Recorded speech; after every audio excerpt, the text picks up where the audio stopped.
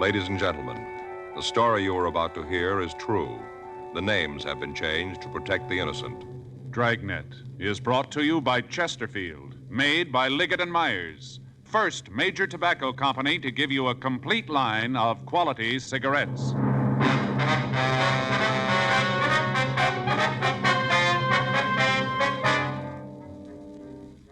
You're a detective sergeant. You're assigned to juvenile detail. For the past 2 weeks, there have been rumors of a teenage gang war taking place in your city. You don't know when it's going to start. You don't know where. Your job, stop it.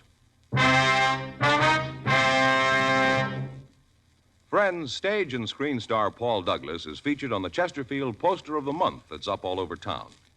Here's what Paul Douglas says about Chesterfields. Quote, "I've been smoking Chesterfield for 22 years. They're best for me. If you try them, you'll find they're best for you." Unquote. You know why Chesterfields are best for you. Because they're low in nicotine, highest in quality. And, of course, Chesterfields are really mild, really satisfying. Try them yourself today. Regular or king size, Chesterfield.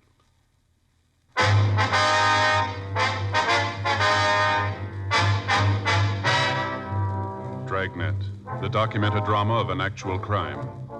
For the next 30 minutes, in cooperation with the Los Angeles Police Department, you will travel step by step on the side of the law through an actual case transcribed from official police files. From beginning to end, from crime to punishment, Dragnet is the story of your police force in action.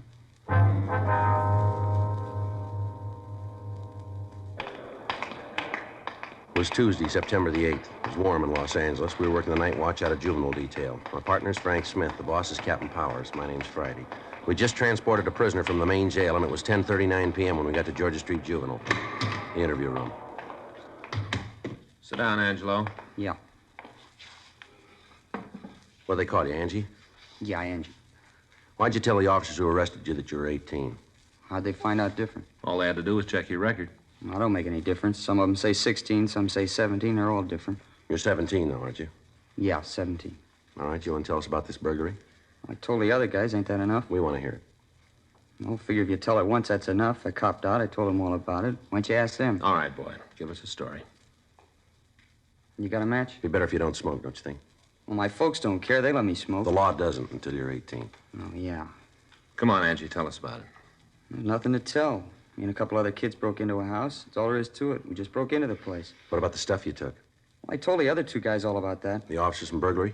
Yeah, they said they was from Central. I told them all about it, everything. You show them where the plant was? I told them. I didn't go there, though. I just told them. What'd you steal? Huh? The things you stole, name them for us. Just different stuff. You know, like you find in a house, all kinds of stuff. Was there an electric mixer? Yeah, good one. You know, with orange juice attachment, good. What else? Electric razor, some silverware. What kind of silverware? You know, like you eat with. Was there a silver tea service? A what? A tea service, you know what I mean?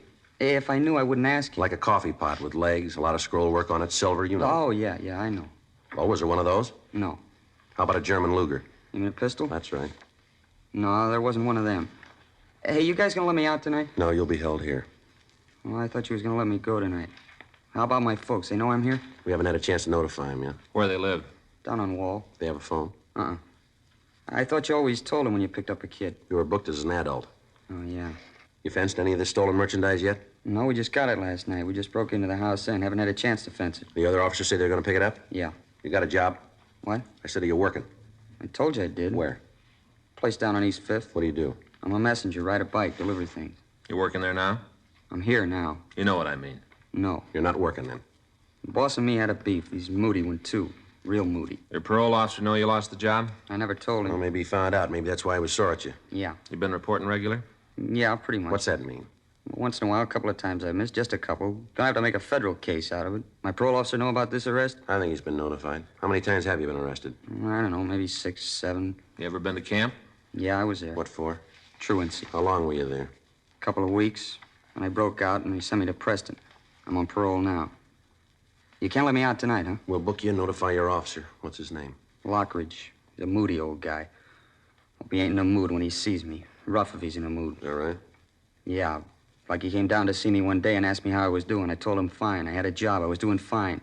He says, that's good, Angie, like that. That's good. Tells me how fine I'm doing. Yeah? Next day he comes to my house and reads me off. Says I'm a bum, I'm no good, all like that. Moody. Why'd he read you off? I don't know. Didn't he tell you? No, he just came in and yelled at me. I wasn't doing anything. He's moody. You belong to a gang, Angie? Huh? I said, do you belong to a gang? Yeah, we got a club. I belong to that. What's the name of the club? Little Wall Street gang. You heard of it? No. Good club. You sure you ain't heard of us? No. How about you? No. Your gang fight much? What do you mean, fight? Well, do you ever get mixed up in gang wars, anything like that? No, not us. We've been in a couple of street fights, maybe. You know, some kids come over to where we are and start trouble, but we never been in no gang wars. We got a good gang. You know anybody that belongs to Pink Rats? A couple of guys. I don't know them real well. Who are they? I told you, I don't know them real well. Just to know them when I see them, you know, like that. You don't know any of the names, huh? I think one of them's called Pinky. That's all I know. Look, why are you asking me about them? Well, we got a rumble that they're cooking up a gang war. Wondered if you knew anything about it.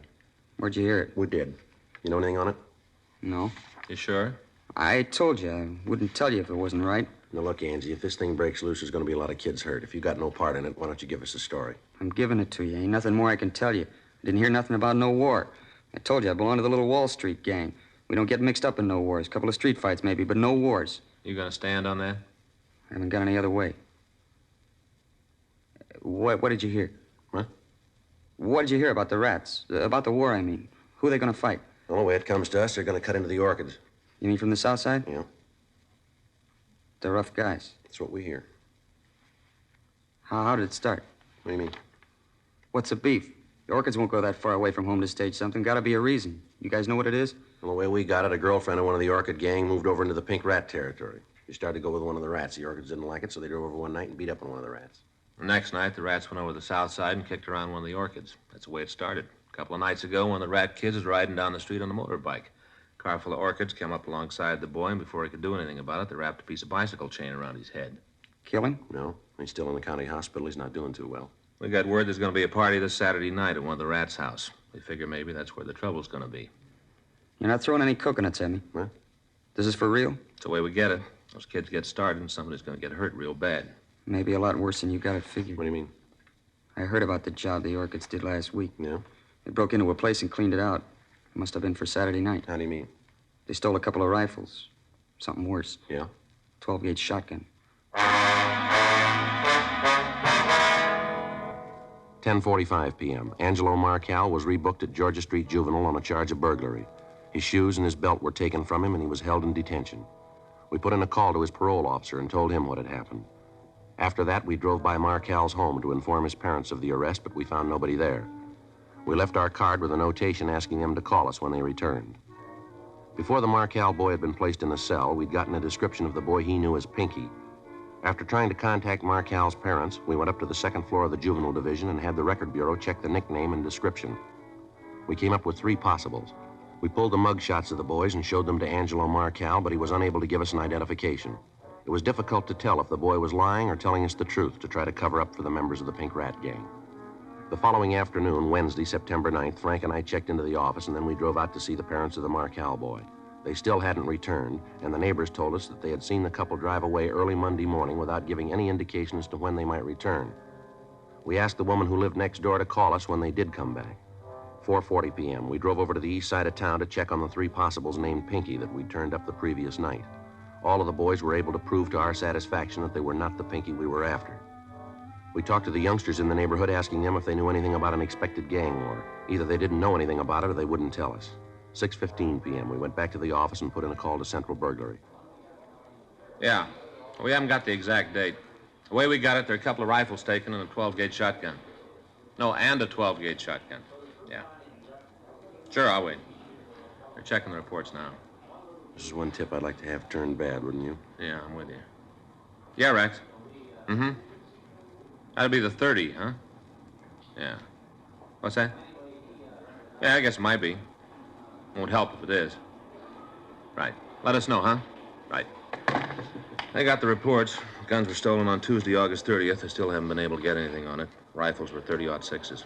Deer rifles, huh? Yeah. Olson says they got another report last night. Might mean something. Yeah. Hardware store broken into. What'd they take? 4 boxes of 30-06 ammo, 3 boxes of 12-gauge cartridges. It might have been a coincidence, but if it wasn't, the Orchid Gang was armed with 3 guns and 225 rounds of ammunition, enough to start and sustain a small war. 6:35 p.m., we contacted Lieutenant Hartgrove, the night watch commander, and he assigned 2 other teams of officers to work with us. In addition to the juvenile officers, radio units out of Metro Division, reserves, joined us in the search for members of the Orchid Gang. The streets in the area were combed. Citizens in the area were questioned, but they failed to supply any information on the boys who belonged to the gang. The satin-embroidered jackets the members of the Orchid Gang wore had disappeared from the streets. At 12:01 a.m., the search was called off, and a broadcast was put out to the regular units in the area to be on the watch for any gang activities. 12:47 a.m., we got in touch with Rex Olson in Central Burglary. He told us that the crime lab had failed to come up with any physical evidence on the theft of ammunition from the hardware store. 1:20 a.m., Frank and I checked out of the office and we went home. The following morning at 8:30 a.m., we got in touch with a juvenile informant, and he was able to give us more information on the expected gang war. He told us that the fight was set for Saturday night. He was unable to give us the exact address of the party that was to be crashed, but he did give us a general idea of the location. He was also able to give us the name Pinky Eggers and his address. He told us that the Eggers boy was the leader of the Pink Rats and might be able to give us information on the membership of the Orchid Gang. 12:40 p.m., Frank and I drove out to talk to the Eggers boy. We checked his school, but he wasn't there. We went to his home. It was a small one-story frame building with a weathered picket fence surrounding it. A 1947 hopped-up Ford was in the driveway. Frank and I went up on the porch and rang the bell. Yard could sure stand a cleaning up. Yeah, wonder who the car belongs to. I don't know. Sure looks fast. Yeah. Yeah? Like to see Pinky Eggers. Who are you? Police officers. Well, can't you lay off the kid? Why don't you quit rousting him? Is he here? No, he ain't here, and if he was, I don't think I'd let you see him. That his car? Yeah, it's his. Registered in his name? No, in mine. Now, what are you after the kid for? I want to talk to him. Well, talk to me. I'm his father. Anything you got to say to him, you can tell me. Your boy belonged to a club called the Pink Rat Gang? Why? Does he? I answer no questions till you tell me why you're asking. Now, look, mister, we're not out here to pass the time of day. Your boy's mixed up in something that can turn out to be pretty serious. That right? That's the way it is. Who says it's serious, and what are you talking about? We got word that your boy's mixed up in a gang war that's going to break out this weekend.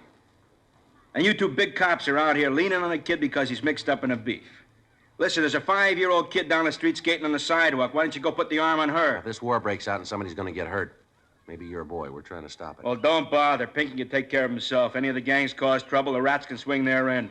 You want to stop the beef, go talk to the other kids. Tell them to lay off. My boy's gang is now looking for trouble. Any fighting going on, you can talk to the other kids. You check them. Leave my boy We alone. want to talk to him, Mr. Eggers. You going to make a pinch? No, we just want to talk to him. Should have known you were going to take him today. Only 2 of you. Well, I'm telling you, you ain't laying a hand on Pink. You try it, and I'll haul you in every court in the country. Now, get out of here. Where's your boy now? That's none of your business. I told you to get out. Maybe you don't understand, Eggers. This is a gang war. Your boy's helping to build it. All right, so a couple of kids get together in a vacant lot and mix it up. A couple of bloody noses, black eyes, nothing wrong. Makes men out of them. A lot more serious than that. We understand there's going to be guns used in it. You get out of here now. I got some rights. You ain't off the property in 2 minutes flat, I'm going to get a gun and start shooting. You come around here telling me my son's getting mixed up with a bunch of hoodlums using guns? You guys are Section 8s. Maybe Pinky will belt a couple of kids, but there ain't going to be no guns. Only reason they'd use them is that they're around all the time with you cops hounding them. You just can't see a bunch of kids have a little fun, can you? Unless they belong to the stinking clubs you build, you can't stand them. That DAPS or whatever you call it. Kid don't belong to that, ain't no good in your book. Well, I'm telling you something. Any kid that does belong to it's a bum in my book. Now, you get off my property and don't come back, you hear me? Anything happens, Pinky can take care of himself. He'll be okay. Now, you guys leave him alone. I hope he's right.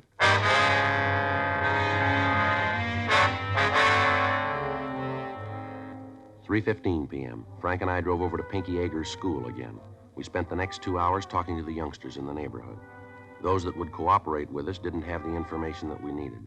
The others refused to tell us anything. In the meantime, officers from 77th Street Division were checking on the activities of the Orchid Gang. They ran into the same evasive answers that we had. If the information we'd gotten was true, we had a little more than 48 hours to find the principals in the war before the shooting could start. Thursday night, 8:40 p.m., Frank and I met with Captain John Powers, Lieutenant Hartgrove, and the heads of the juvenile details throughout the city. From them, we learned that word of the impending war had spread through the gangs in the separate districts, and that the other gangs were taking sides in the argument and were ready to start their own battles with factions who opposed them. Captain Powers, along with the heads of the divisions, mapped a plan of action to be put into effect at the first sign of an outbreak. Additional cars from Metropolitan Division reserves were to be ready if they were needed. Days off for all juvenile officers were canceled. A three-way radio contact would be kept open between all divisions on Saturday night. The area where the main activity was expected would be heavily patrolled, both by beat men and by radio car officers. Once the operating plan was set up, there was little to do but wait. In the meantime, the search went on for members of the Orchid Gang and for Pinky Eggers, the leader of the Pink Rats. A watch had been placed on his home, but he'd failed to return. Friday, September 6th, 9:42 p.m. Frank and I checked with the burglary division on the stolen guns, then we went over to the New Yorker restaurant to get something to eat. Hi, Sal.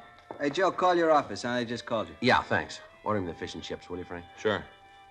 How's it going, Sal? Not bad. With you? Kind of rough. Where's Rosie? Her and the kids went to movies.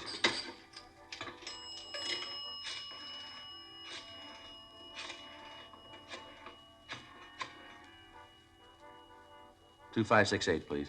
Yeah, George Juvenile. Right. Lieutenant, it's Friday. Well, when did it happen? Well, wait till I get a pencil. Saul, hand me that menu, will you? Yeah. Here you are. All right, go ahead. Yeah, I got it. Yeah. Well, what do you want us to do? Yeah. They know yet? Yeah, all right. No, we'll get right over there. Bye. Never mind the food, Sal. What's the matter? Kids didn't wait until Saturday. They just shot up Highland Park. What's the score? Still coming in. A good start. Yeah. 11-year-old boy killed.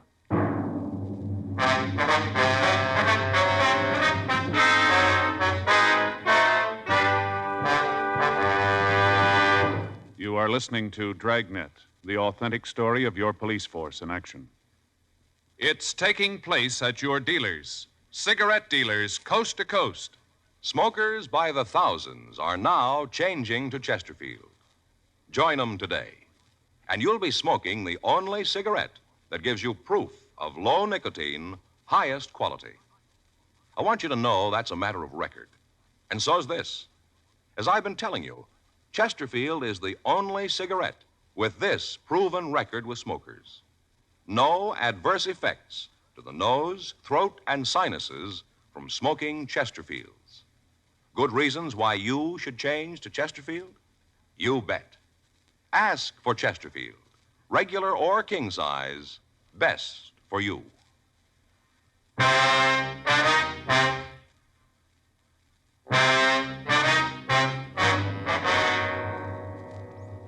The first victim of the juvenile gang war was 11-year-old Tony Herman. The teenagers next door to the Herman house were having a party. At 9:36 p.m. Friday night, a group of youngsters had arrived at the house and tried to crash the party. A fist fight had ensued, and Tony, who was doing his homework next door, had gone out to see what was causing the disturbance. As he stood on the porch watching the fighting, a 12-gauge shotgun had been fired. The pellets from the cartridge had caught the youngster in the stomach and the abdomen, and he'd gone down. At the sound of the shot, the fighting had stopped, and the party crashers had left the scene. The police had been called, and Tony was removed to Georgia Street Receiving Hospital. He was dead on arrival. From the neighbors, descriptions of the party crashers had been obtained. All of the boys wore satin jackets with a large white orchid embroidered on the back. One of the people who saw the shooting said that the boy who'd fired the gun wore a jacket with the name Gene under the orchid design. A broadcast was gotten out immediately, along with a description of the car that the juveniles had used to escape. The parents of the Herman boy were not at home when the shooting occurred. From the neighbors, we found that they usually went to a movie on Friday night, and they didn't return until after midnight. An officer was stationed at the house to bring them to the hospital when he returned. At 1:34 a.m., Mrs. Herman arrived at the hospital. She was a small, dark woman with graying hair. She didn't know what had happened. Frank and I met her in the hall. I want to see Sergeant Friday. Is he here? I'm Sergeant Friday, ma'am. Well, I'm Mrs. Herman. They say something's happened to Tony. Yes, ma'am. You want to step in here? Might be a little better to talk. All right. Can I see him? He isn't hurt bad, is he? It's that bicycle. I told his father I knew it was too soon for it. He's so little, and to buy him a big bike like that, well, he couldn't hardly reach the pedals. Well, that's it, isn't it? He fell off the bicycle. No, ma'am. What is it, then? What is it? Something more? He's hurt. I want to see him. Just a minute, Miss Herman. Why won't you tell me what happened to him? My husband will be here in a few minutes, and he's going to want to know. Why won't you tell me? How bad's he hurt? Pretty bad, ma'am. That's not an answer. How bad's he hurt? He's dead. Dead? Can we get you anything? My boy's dead? Tony? What? I thought he'd fallen off the bicycle. He got it for his birthday, a new bicycle, 28-inch wheels. I thought he'd fallen. I didn't know it was like this. Can I see him? My boy, can I? Yes, ma'am. How did it happen? How? Oh, we're sorry about it, Miss Herman. My Tony had an accident and he's dead. We went to a movie and we come home to find our son's dead. Better get the doctor, Frank. Right. Doctor will be here in a minute, Miss Herman. Just to a movie. He's doing his homework. Now he's dead. How did it happen, Mr. Friday? The gun went off. He was standing on the porch. He was hit. But who was shooting? Who shot my boy? Who killed him? We don't know, Miss Herman. I want to know who it was who killed him. I want to know. His father's going to want to know. My boy's dead. My boy, my son. You want to handle this, Doc? We'll wait outside. Surely.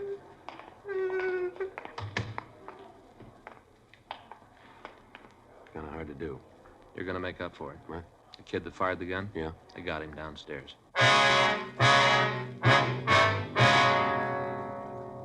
A few minutes after the broadcast had gone out on the boy wearing the jacket with the name Gene on it, 2 officers on York Boulevard had picked up the speeding car. In shaking down the occupants and the car itself, they'd found the jacket hidden under the rear seat.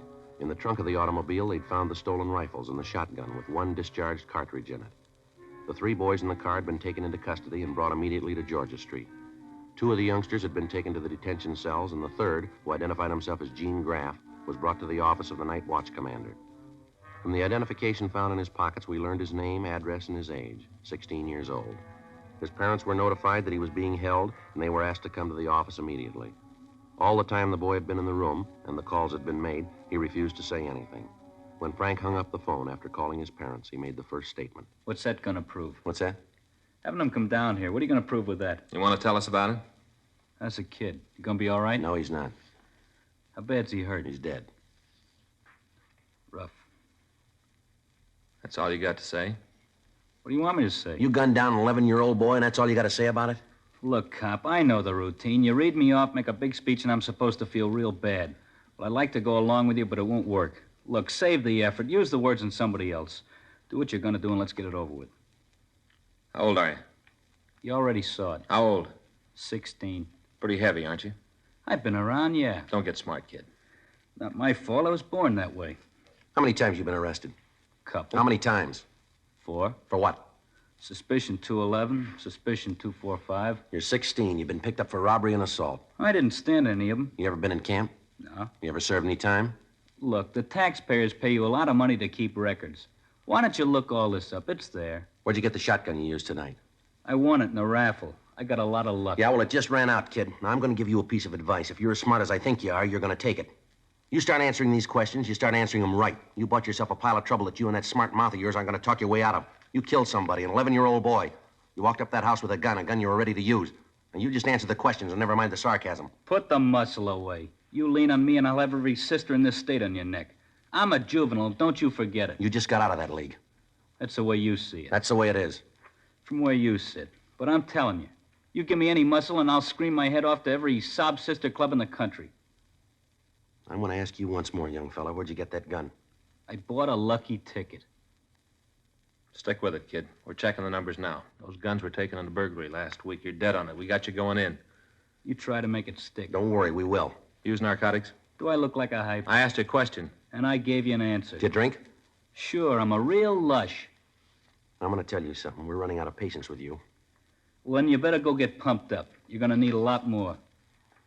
What were you doing out there tonight? Where? Come off it. You know what I mean. Gently, gently. What were you doing at that party? What do you usually do at a party? Was having a good time. Why'd you take that gun with you? I was in the car. I didn't take it. I went along for the ride. Well, who put it there? I don't know. Other boys say it was yours. That's a lie. Prove it. I don't have to. You got to prove I did know about it. We don't have to prove a thing. There are a couple of people who saw you shoot the kid. Guys you were with who copped out. You're nailed and you know it. We'll see what the judge has to say about it. I've gotten off before. I'll swing it this time. I'm a juvenile. I'm not responsible for what I do. You really believe that, don't you? I said it. You know, I got 2 kids. What do you want, a medal? I got 2 kids. They're pretty good youngsters, too. They go to school, they study hard, and they're trying hard to grow up to be decent human beings. They'll get married and raise ordinary families. They'll never do much of anything special to get their names in the papers. Nobody's going to give them much notice, and maybe that's the way they want it.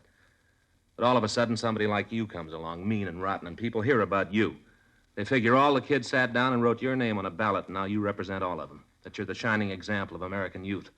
They sit there and shake their heads and talk about what's happening to the younger generation. They got the wrong picture. It isn't true, none of it. You framed it. You act like a big man, and every decent, honest kid comes on looking like a bum. You sit there and blow off about being a juvenile. You like it because you think it'll buy you special privileges. Well, you're wrong, fella, not in my book. As far as I'm concerned, you're a rotten little killer, and you're going to be treated like one. Now you bring out the rubber hose? All right, come on, let's go. Take your coat, boy. You're not coming back this way. Yeah. Come in. Mr. Friday, Yes, Miss Herman. they told me I'd find you here. Is this the boy who did it? Yes, ma'am. What's your name? Answer. Gene Graff. Why'd you do it? Why'd you kill my boy? Did he do something to you? Is that it? Did Tony do something to you? Answer me. Say something. Just tell me one thing. What right do you have? What right does a young hoodlum like you have to stand there alive and breathing and my boy dead?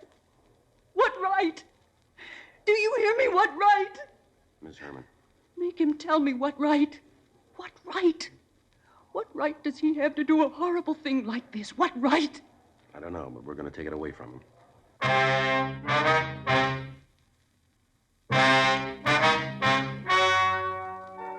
The story you have just heard is true. The names were changed to protect the innocent.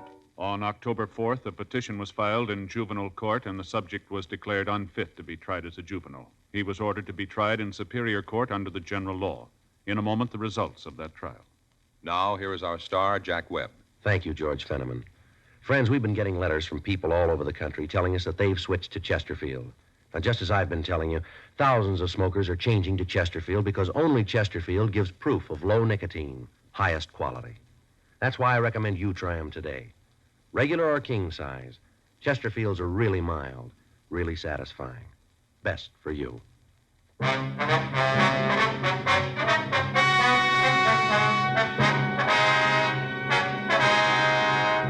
Gene Norton Graff was tried and convicted of murder in the second degree. He was referred to the Youth Authority for punishment. Murder in the second degree is punishable by imprisonment in the state penitentiary for a period of from 5 years to life.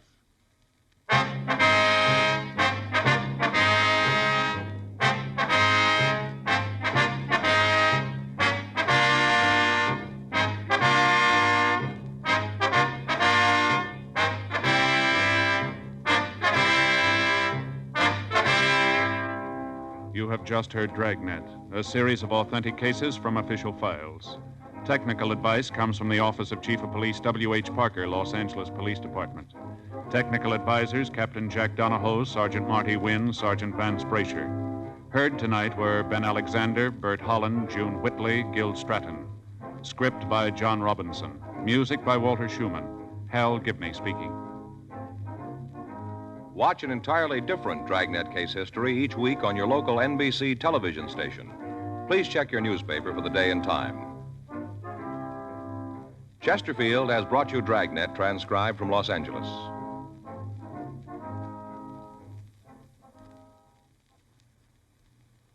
Have you tried new cork tip Fatima? It's the smooth smoke with Fatima tips of perfect cork, king size for longer filtering, and Fatima quality for a much better flavor and aroma.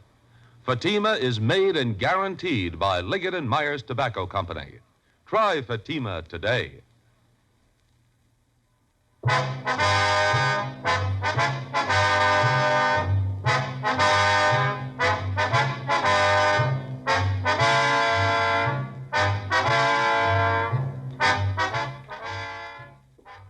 Hear John Cameron Swayze and the news tonight on the NBC Radio Network.